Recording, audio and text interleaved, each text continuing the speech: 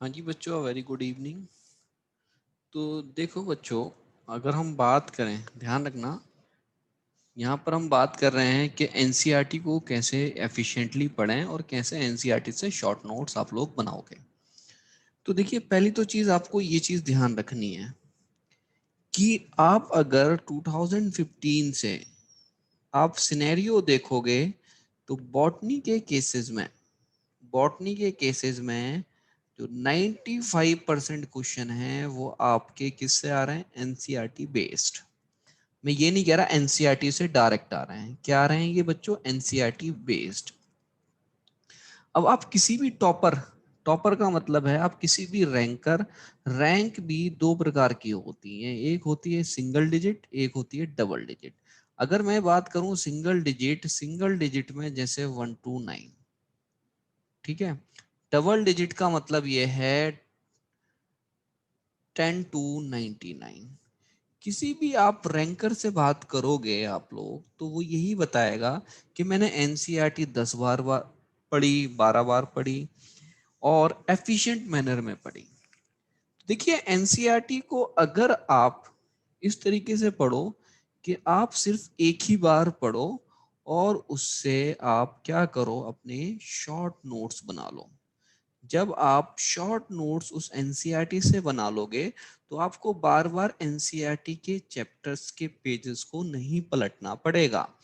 जैसे अगर मैं बात करूं सेल चैप्टर की, तो सेल चैप्टर में अगर आप पेज काउंट करें, देखें पेज काउंट करें जहां से सेल चैप्टर स्टार्ट हो रहा है, this is the first page, ये सेकंड पेज है, ये थर्ड, फोर्थ, ठीक है, फिफ्थ, सिक्स, सेवंथ, अप्रोक्सीमेटली आप देखोगे इसमें 18 to 19 पेज है। तो क्यों ना हम एनसीईआरटी को इस मैनर से पढ़ें कि ये जो 18 to 19 पेज है हमारे 2 या 3 या फिर हद से हद 5 या 6 पेजेस में कन्वर्ट हो जाएं, कि मुझे बार बार एनसीईआरटी उठा के रिवाइज ना करनी पड़े। तो देखिए, आप सबसे पहले ये जानिए कि जब भी आप एनसीईआरटी पढ़ेंगे तो एनसीईआरटी में आपको 3 चीजें ध्यान रखनी है। एक तो यूनिट का प्रीफेस। अब देखिए, यूनिट का प्रीफेस का मतलब ये होता है कि यूनिट का ओवरव्यू वाला टॉपिक, और इसी के साथ एक साइंटिस्ट का नाम इंक्लूड होता है। इसी के साथ बच्चों क्या होता है? एक साइंटिस्ट का नाम इंक्लूड होगा। और यहाँ पर एक सेकंड चीज होगी आपकी मेन चैप्टर। मेन चैप्टर को आपको ज्यादा फोकस करना है। And third thing is summary and NCERT questions. अब देखो, होता क्या है, जब आप एनसीईआरटी के क्वेश्चन देखोगे तो एनसीईआरटी के क्वेश्चन में कुछ नई चीज आपको मिल सकती है। तो आप जब पढ़ोगे तो आप ये 3 डायमेंशन कवर करने की कोशिश करना, क्योंकि अगर आपको अल्टीमेटली अपने आप को रैंकर बनाना है तो आपको उन बाकी सब बच्चों से डिफरेंट रहना होगा। नीट में हर साल 15 लाख एस्पिरेंट आपके अपीयर होते हैं, ठीक है, आप ये मान लीजिए। उनमें से टॉप रैंकर बनना मतलब ये हो गया, आप उन बाकी, कहने का मतलब है आप टोटल कितने, 99, आप 99 में अगर अपने आप को देखना चाहते हो तो आप इन 15 लाख में से डिफरेंट हो। तो इसका मतलब है आपको थोड़े से एफर्ट्स अलग से लगाने पड़ेंगे। बिना एफर्ट्स के आप रैंकर नहीं बनते। क्लियर इतनी बात? तो मैंने क्या बताया बच्चों के, एनसीईआरटी में आपको 3 पोर्शन कवर अप करने हैं। एक तो यूनिट प्रीफेस, कि यूनिट का ओवरव्यू दिया जाएगा। दूसरा, उसके अंदर मेन चैप्टर और चैप्टर की समरी और एनसीईआरटी क्वेश्चन। तो देखिए, जब भी आप एनसीईआरटी पढ़ें तो आप क्या करें, आप कोशिश ये करें, पहली चीज पेज कंप्लीट रीड करें। ठीक है, पेज को आपने रीड किया और इंपॉर्टेंट पॉइंट हाईलाइट किया। इंपॉर्टेंट पॉइंट क्या किया आपने? हाईलाइट किए। और फिर उसके बाद आपने 2-3 टॉपिक्स कवर किए। कवर करने के बाद आप अब क्या करोगे, उन 2-3 टॉपिक के आप शॉर्ट नोट्स बनाओगे। मेरी बात समझ में आ रही है? आपने क्या किया, पेज को पूरा कंप्लीट रीड करेंगे, इंपॉर्टेंट पॉइंट को हाईलाइट करेंगे और टॉपिक को पूरा कवर करना है आपको। शॉर्ट नोट्स बनाएंगे। शॉर्ट नोट्स जब बनाएंगे तो आपको ध्यान रखना, एक सिंगल पेज पर आपको मैक्सिमम इंफॉर्मेशन लिखनी है। तो देखिए आपका ये पेज इस तरीके का होता है, रेक्टेंगुलर शेप का।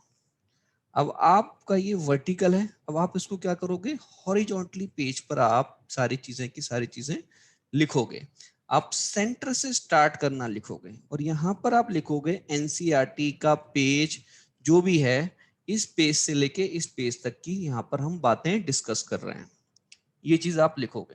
क्योंकि अल्टीमेटली देखिए, बार बार एनसीईआरटी पढ़ना, बार बार मुझे सेल चैप्टर के 18-20 पेज पढ़ना, एक मेरा एक तो टाइम किल होगा। क्लियर?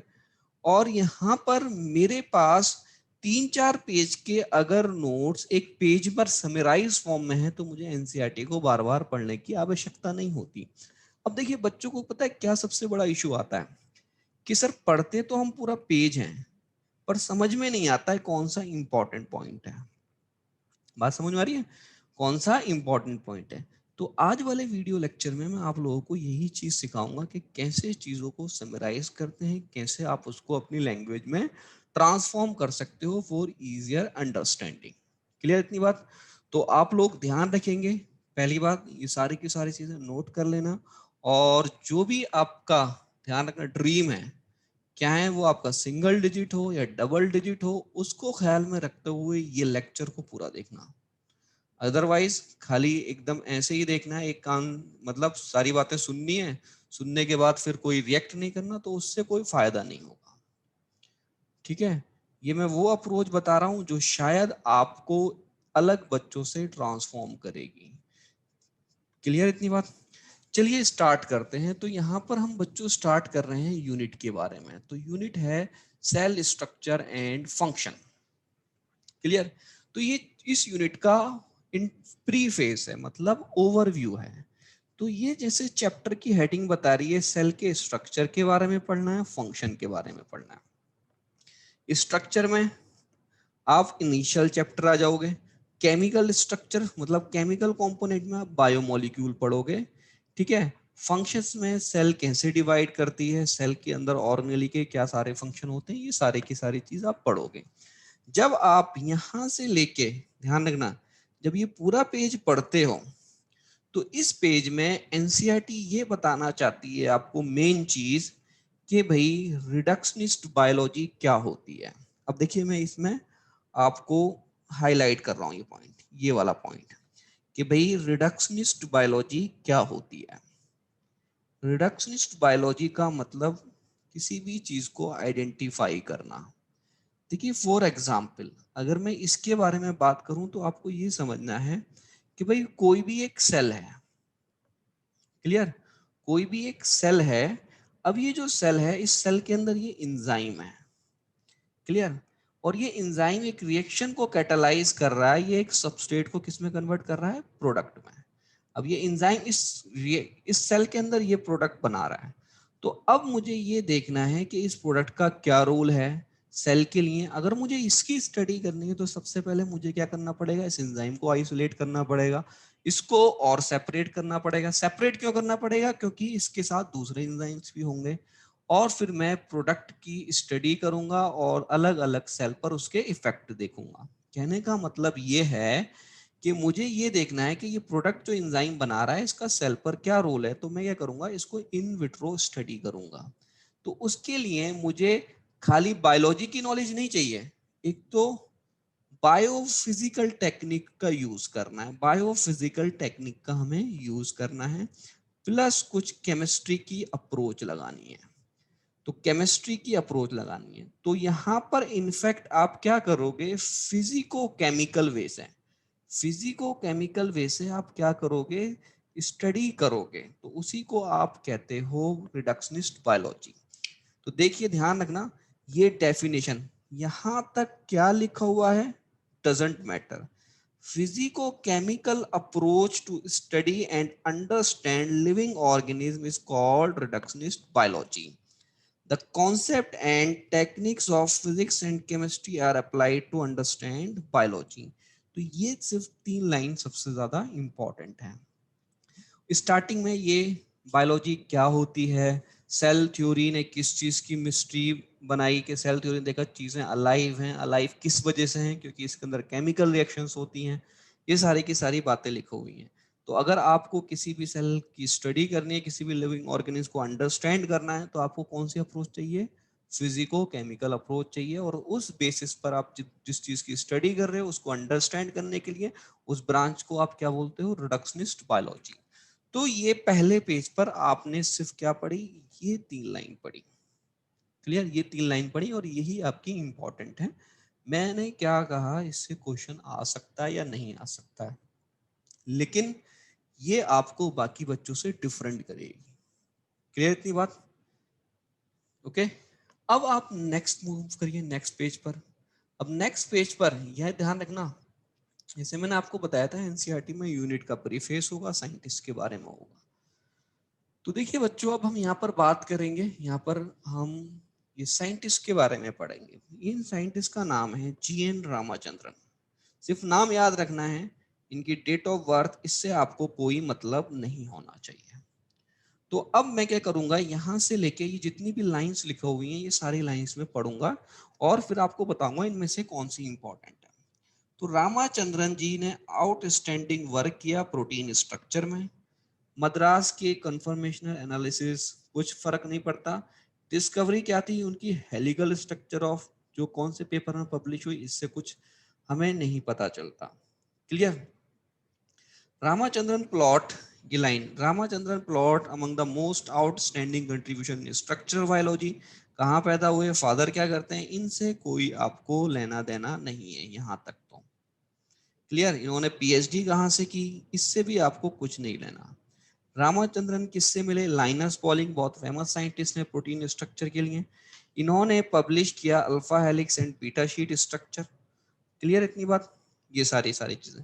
अब मैंने ये जब सारी चीजें पढ़ी तो मैं बच्चों को ये कहता हूँ कि यार एटलीस्ट आप इसमें इतना ध्यान रखिए कि भाई जो ये रामाचंद्रन जी हैं, ध्यान रखना, जो ये रामाचंद्रन जी हैं, तो ये तो रामाचंद्रन ध्यान रखेंगे, ये किसमें किया? प्रोटीन स्ट्रक्चर में। एक तो ये पॉइंट क्लियर। डिस्कवरी किस चीज की इन्होंने? ट्रिपल हेलिकल स्ट्रक्चर, किसका? कोलेजन का। बस। रामाचंद्रन प्लॉट, रामाचंद्रन प्लॉट किसमें किस लिए यूज होता है? Alpha helix and beta sheet structure, in fact protein के सेकेंडरी स्ट्रक्चर को आइडेंटिफाई करना। बाकी सारी चीजें सेंसलेस हैं। एक बार क्वेश्चन भी पूछा जा चुका है रामाचंद्रन जी के बारे में। अब आपने क्या किया, आपने ये पेज लिया। अब देखिए पेज है ये। अब इस पेज पर आप क्या करोगे, यहां पर आप सबसे पहले ये देखिए 2 लाइन डाल दीजिए। ये आपने क्या की? 2 लाइन डाल दी इस तरीके से। एक तो यहां पर आपको लिखना है यूनिट प्रीफेस। यूनिट प्रीफेस में आपने रिडक्शनिस्ट बायोलॉजी की डेफिनेशन लिख दी। क्लियर? ये सारे किस रिडक्शनिस्ट बायोलॉजी की। फिर आपने साइंटिस्ट के बारे में लिखा। साइंटिस्ट के बारे में आपने क्या लिखा? जी रामाचंद्रन प्लॉट क्या किया इन्होंने? प्रोटीन स्ट्रक्चर में वर्क किया। किस चीज को डिस्कवर किया? ट्रिपल हेलिक्स को। इन्होंने एक रामाचंद्रन प्लॉट बनाया। रामाचंद्रन प्लॉट से आप alpha helix and beta sheet को आइडेंटिफाई कर सकते हो। तो ये देखिए आपने सब लाइन पढ़ने की जरूरत क्यों है? अब आप क्या करोगे, आप मेन पॉइंट आपने हाईलाइट कर लिए। अब ये वाला जो कॉलम है, ध्यान रखना, ये वाला कॉलम जो मैंने अपने राइट साइड में लिखा है, तो ये कॉलम आप यहाँ पर क्या लिखा आपने? यूनिट एंड ये सारी की सारी चीजें। ये दूसरा कॉलम जो यहाँ पर आपने बनाया है, यहाँ पर आप इंक्लूड करोगे वो पॉइंट जो समरी में गिवन होंगे। क्लियर? अगर इस टॉपिक से रिलेटेड होंगे तब समरी में गिवन होंगे, या फिर गिवन होंगे आपके एनसीईआरटी क्वेश्चंस में। कहां पर गिवन होंगे? एनसीईआरटी क्वेश्चन में। क्लियर? अब देखिए हमने यहाँ पर 2 पेज कवर किए। तो 2 पेज में हमने देखे, हमने कई सारी लाइन पढ़ी। उन कई सारी लाइन में हमने सिर्फ क्या पढ़ा? सिर्फ निचोड़ पढ़ा। क्लियर इतनी बात? फालतू की चीजों पे ध्यान नहीं देना है। अब हम बात करेंगे अपने सेकंड सेक्शन पर। सेकंड सेक्शन जो है हमारा बच्चों, वो है मेन चैप्टर का टेक्स्ट। जब भी आप एनसीईआरटी आपने ली, और ये मैं ध्यान रखना, मैं एनसीईआरटी कौन सी यूज कर रहा हूँ, new NCERT for the session 2021 session की मैं एनसीईआरटी की पीडीएफ यूज कर रहा हूँ। तो अब यहाँ पर ये सेल चैप्टर है, चैप्टर 8 है सेल चैप्टर। तो इस चैप्टर में यहाँ पर ये टेक्स्ट है सेल के बारे में, सेल थ्योरी के बारे में, overview of cell, prokaryotic cell और यूकैरियोटिक सेल। ठीक है भाई, तो ये चीजें हैं। तो अगर हम देखें तो टोटल 5 टॉपिक में ये चैप्टर को फिनिश किया गया है। अब हम इसको पढ़ना स्टार्ट करते हैं। देखिए आपने स्टार्टिंग की लाइन पढ़ रहे हो, आप नॉन लिविंग लिविंग थिंग देखते हो, you must have wondered, ask yourself क्या लिविंग ऑर्गेनिज्म और नॉन लिविंग ऑर्गेनिज्म में क्या डिफरेंस होता है। तो यहाँ पर सिर्फ और सिर्फ एक चीज ध्यान रखनी है, ये जो लाइन है ये इतना कोई सेंस नहीं बनाती, बार बार इस चीज को कुछ पढ़ने की जरूरत नहीं है। ये इवन इस पैराग्राफ को आप लीव कर सकते हो। तो अब नेक्स्ट लाइन ये कह रही है, नेक्स्ट पैराग्राफ की फर्स्ट लाइन, सारे ऑर्गेनिज्म सेल्स के बने हुए हैं, सिंगल सेल यूनिसेलुलर, ठीक है जी। अब आपने यहाँ पर देखा ऑल ऑर्गेनिज्म किस चीज के बने हुए हैं, composed of cells. Single cell को आप क्या कहते हो, यूनिसेलुलर, और मेनी सेल्स वाले को आप क्या कहते हो, मल्टी सेलुलर। क्लियर इतनी बात, ये बात। अब सेल क्या होती है, सेल बेसिकली क्या होती है, अगर हम बात करें, cell is fundamental structural and functional unit. अब ये हम किस बेसिस पे बोलते हैं, क्यों क्यों बोलते हैं फंडामेंटल यूनिट, क्योंकि सेल से बियॉन्ड कोई चीज नहीं होती है। अब जैसे फॉर एग्जांपल अगर हम यूनिसेलुलर ऑर्गेनिज्म की बात करें, जैसे मोस्ट बैक्टीरिया होते हैं, तो वो बैक्टीरिया अपने आप में एक इंडिपेंडेंट एग्जिस्टेंस शो करते हैं। इंडिपेंडेंट एग्जिस्टेंस का मतलब ये होता है वो सारे के सारे एसेंशियल फंक्शन परफॉर्म कर सकते हैं। कोई भी सेल, ध्यान रखना, यूनिसेलुलर सेल होगी तो कोई भी सेल हो उसके पास तो एक तो प्लाज्मा मेम्ब्रेन होती है, साइटोप्लाज्म होगा, साइटोप्लाज्म के अंदर डीएनए प्रेजेंट होगा, एंजाइम होंगे, राइबोसोम होंगे। अगर इनमें से कोई भी एक चीज एब्सेंट होती है तो आप उसको बोलते हो इनकम्प्लीट सेल। और अगर मैंने बोला किसी सेल के पास प्लाज्मा मेम्ब्रेन नहीं तो उसका मतलब उसका साइटोप्लाज्म एक बाउंड्री में कन्फाइंड नहीं है। क्लियर नहीं बात, उसका साइटोप्लाज्म एक कन्फाइंड बाउंड्री में नहीं है। तो यहां पर ये एनसीईआरटी लिखती है कोई भी चीज, anything less than a complete cell does not ensure independent existence.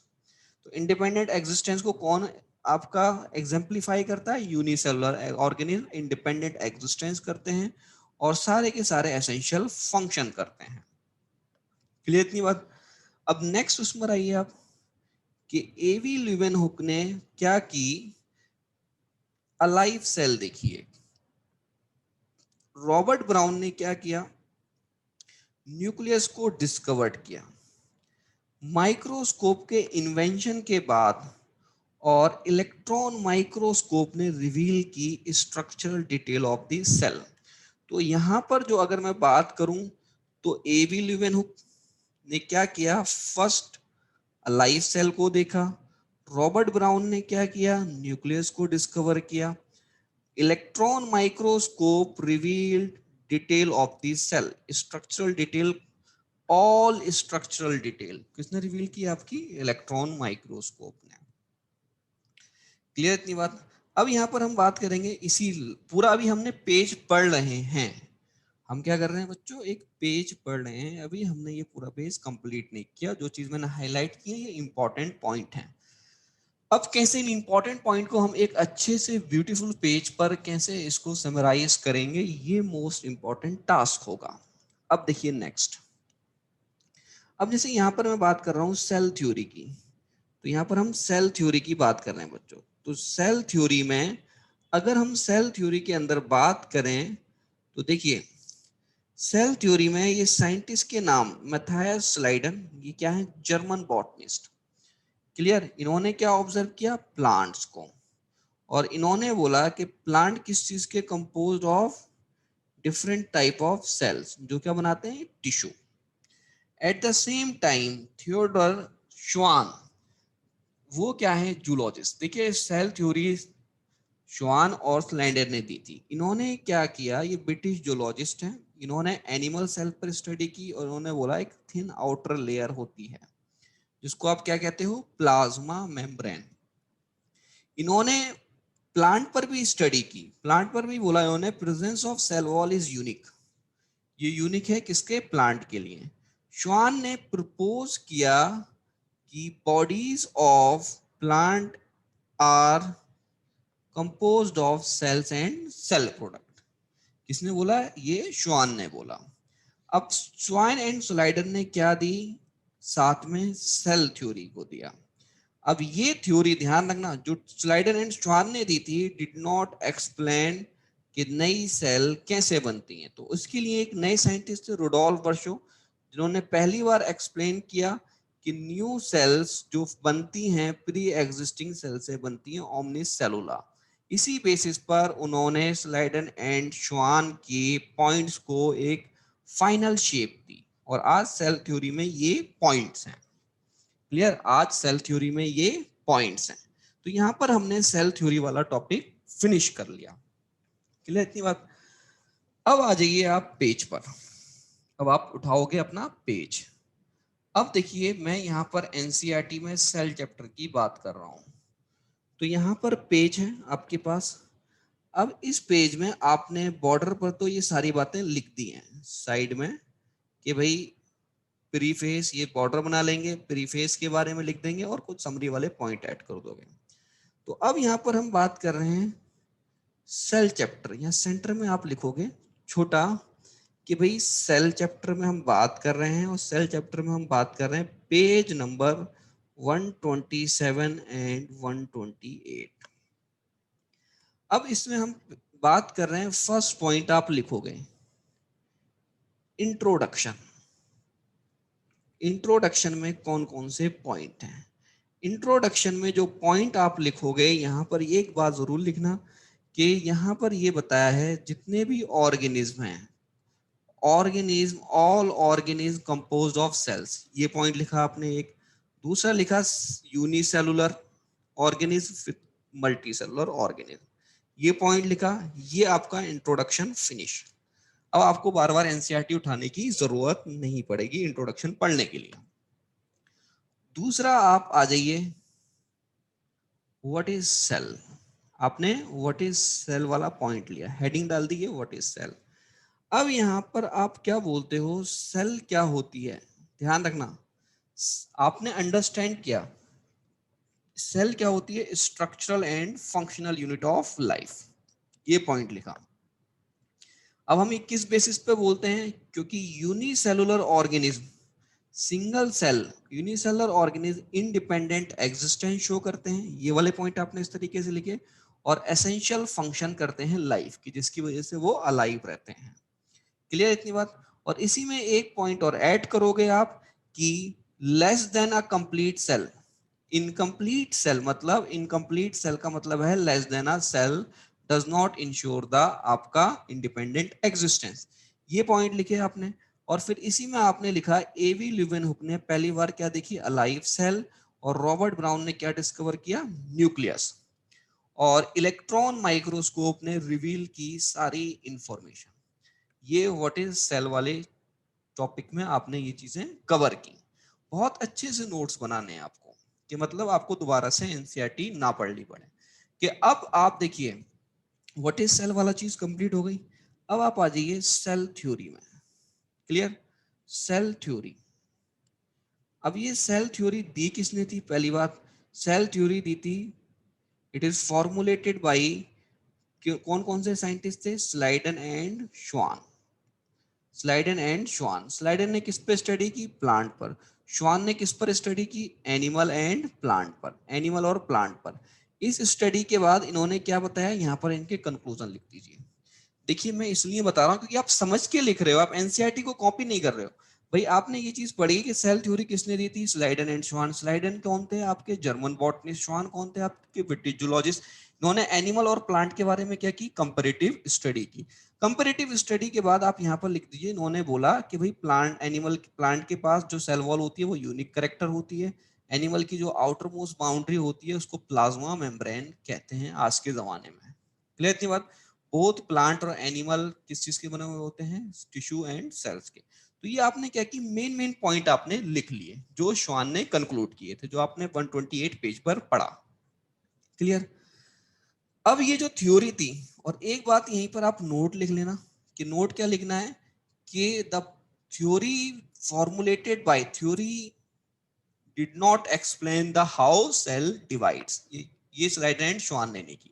तो लेटर ऑन क्या किया आपका रुडोल्फ वर्शो ने, यहाँ पर एक डिब्बा बना के ये लिख लेना, रुडोल्फ वर्शो ने फाइनल शेप दी और इसके अंदर ये पॉइंट ऐड किए। तो यहाँ पर आपने ये एक पेज पर आपने आधे पेज पर आपने 1.5 पेज की इंफॉर्मेशन ऐड कर दी। क्लियर इतनी बात? इस तरीके से आप एनसीईआरटी पढ़ोगे और शॉर्ट नोट्स बनाओगे। शॉर्ट नोट्स हमेशा आप हॉरिजॉन्टल पेज पर ही बनाइएगा, मैक्सिमम इंफॉर्मेशन मिलेगी। जिन जिन पेज को आप कवर कर रहे हो आप वो चीज इस पर मेंशन कर देंगे। क्लियर इतनी बात? अब आइए आप नेक्स्ट टॉपिक सी। मैंने यहां पर क्या लिखा, सेल पेज नंबर। इंट्रोडक्शन में आपने इन वाले पॉइंट से पॉइंट लिख दोगे आप। मैं इसलिए बता रहा हूं क्योंकि बच्चे बार बार एनसीईआरटी पढ़ते हैं। क्यों पढ़नी यार एनसीईआरटी, एक बार हम ऐसे नोट्स बना लेंगे अपने एनसीईआरटी से कि वो हमारे सफिशिएंट है। अब बच्चे कहेंगे कि यार हमने क्लास नोट्स भी बना रखे हैं, क्या वो सफिशिएंट नहीं है? भाई क्लास नोट्स का कोई अल्टरनेटिव नहीं है। मैंने क्या कहा, क्लास नोट्स आपको जो बनवाए गए हैं उसका कोई अल्टरनेटिव है ही नहीं, वो एकदम परफेक्ट है। लेकिन क्या करें, बेचारा जो बच्चा है ना उसके दिमाग में हमेशा ये जो बार बार इंट्यूशंस आते रहते हैं। कोई बड़ी भाई बोल देगा, बड़ी बहन बोल देगी ये बात कि भाई एनसीईआरटी पढ़, एनसीईआरटी पढ़, तो वो बच्चा डेविएट होता रहता है।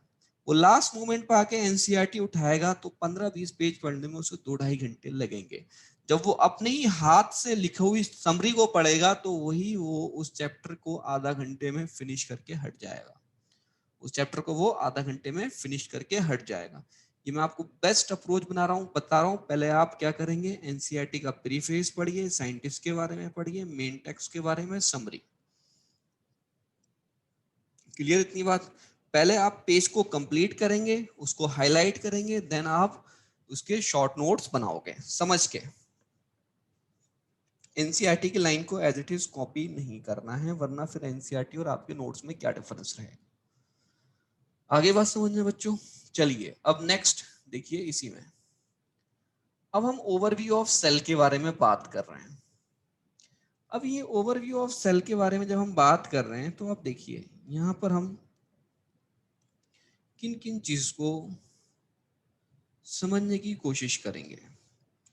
Overview of cell, overview of cell ये कह रहा है कि आपने ऑब्जर्व किया है अनियन पील और ह्यूमन चीक सेल को लाइट माइक्रोस्कोप के अंदर, क्योंकि ये मानता है कि बच्चा स्कूल जा रहा है डेली और प्रैक्टिकल हो रहे हैं।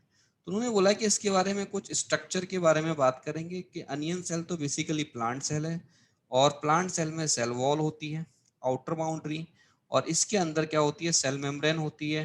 ह्यूमन चीक सेल तो एनिमल सेल है जिसमें आउटर मेम्ब्रेन जो होती है वो डीलिमिटिंग स्ट्रक्चर प्लाज्मा मेम्ब्रेन होती है। इनसाइड ईच सेल का मतलब है इन दो सेल की वो बात कर रहा है। अब बच्चा क्या समझता है कि ईच सेल का मतलब है प्रोकैरियोटिक सेल भी, यहाँ पर ये सिर्फ अनियन और ह्यूमन चीक सेल की बात कर रहा है। एक dense membrane bound structure nucleus होगा, इसके अंदर क्रोमोसोम होंगे जिसके अंदर जेनेटिक मटेरियल डीएनए प्रेजेंट होगा। ओके, क्रोमोसोम है कहां पर है, न्यूक्लियस के अंदर। न्यूक्लियस हमारा अलग से टॉपिक है तो इस चीज को हमें ज्यादा फोकस भी नहीं करना है। तो सेल जिसके पास न्यूक्लियस होगा उसको बोलेंगे यूकैरियोटिक सेल, जिसके पास न्यूक्लियस नहीं होगा उसको क्या बोलेंगे, प्रोकैरियोटिक सेल। क्या है वो प्रोकैरियोट हो या यूकैरियोट हो, हर किसी के पास क्या होगा, साइटोप्लाज्मिक मैट्रिक्स, जो क्या ऑक्युपाई करेगी, वॉल्यूम ऑफ द सेल।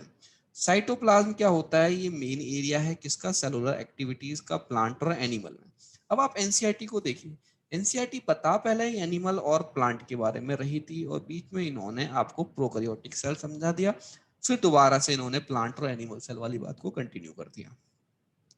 तो एनसीईआरटी बताना कई सारी चीजें जाती है आपको साइमल्टेनियसली, पर आपके इसके लिए बहुत अच्छी अंडरस्टैंडिंग चाहिए होगी। क्लियर इतनी बात?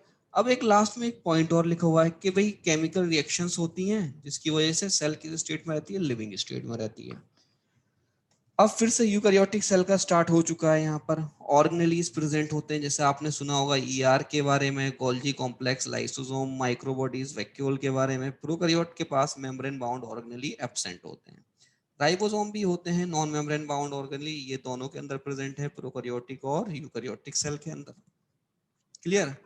अब राइबोसोम कहाँ पर मिल, not only found in cytoplasm, दो ऑर्गेनेली के अंदर भी मिलते हैं, क्लोरोप्लास्ट और mitochondria and RER, rough endoplasmic reticulum.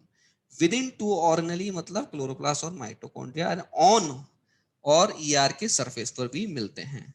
Animal cell के पास सेंट्रोसोम भी प्रेजेंट होते हैं, सेंट्रोसोम जो सेल डिवीजन में हेल्प करते हैं। अब सेल जो है डिफर करती है साइज एंड शेप। अच्छा जी, सेल क्या डिफर करती है, साइज और शेप डिफर करती है। अब ये साइज और शेप में जैसे फॉर एग्जांपल इन्होंने बात कर रखी है कि 0.1 3 माइक्रोमीटर लेंथ होती है, जबकि बैक्टीरिया, ध्यान रखना, बैक्टीरिया का साइज इट कुड भी हो सकता है 3 to 5 micrometer. Isolated cell, largest isolated cell है ऑस्ट्रिच की, एग ऑफ एन ऑस्ट्रिच।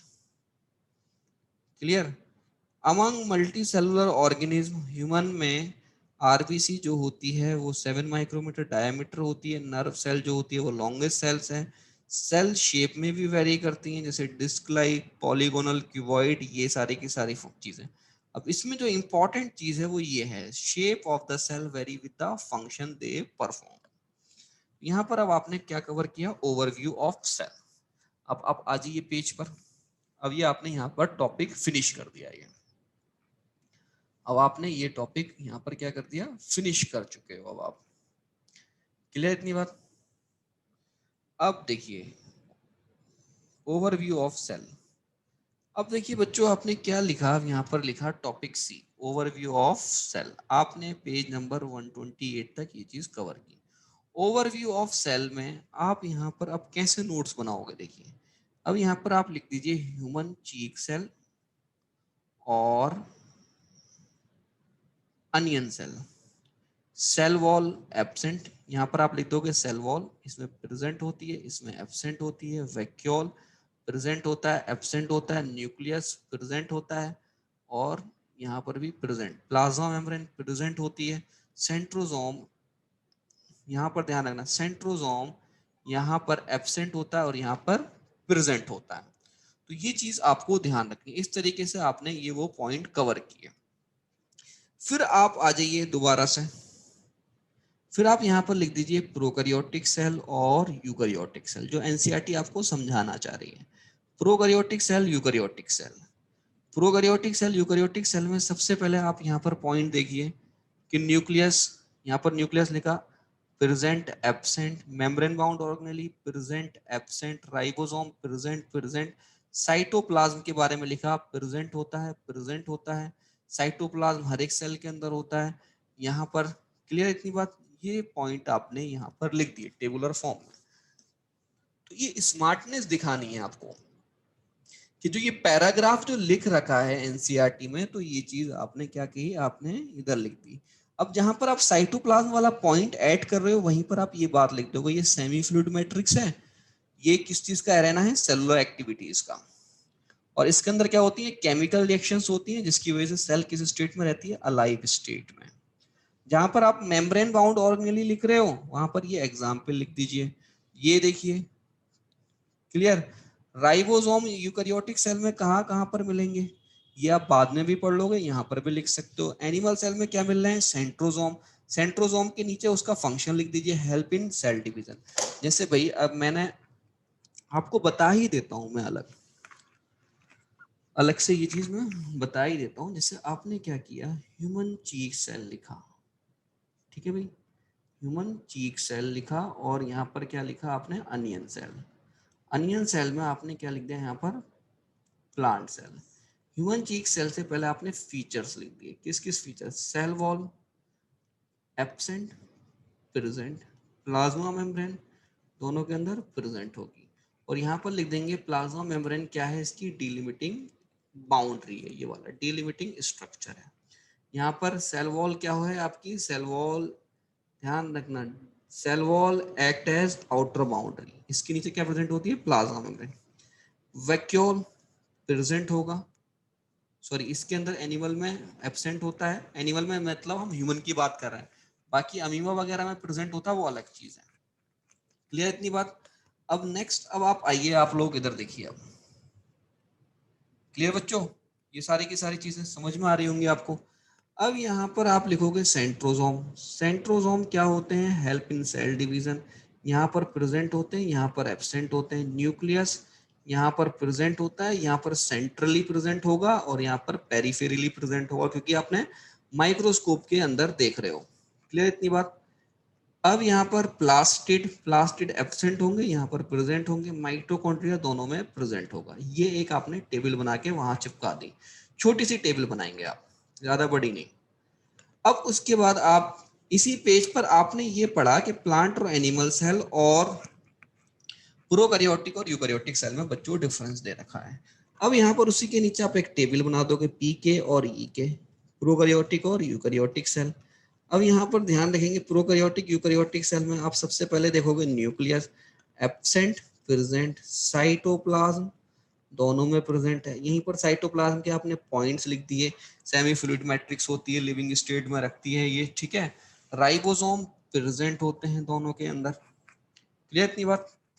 ये और नीचे एक बॉक्स बना लिया, और बॉक्स बना के ये लिखा कि शेप जो होती है वो वेरी करती है। शेप क्या करती है? वेरी करती है विद रिस्पेक्ट टू फंक्शन। अब इसमें ये आपने आइसोलेटेड सेल, ऑस्ट्रिच के बारे में, नर्व सेल इलोंगेटेड, माइकोप्लाज्मा का size, bacteria could be 3 to 5 micrometer, nerve cell ये लॉन्गेस्ट, ये सारी की सारी सेल्स हैं।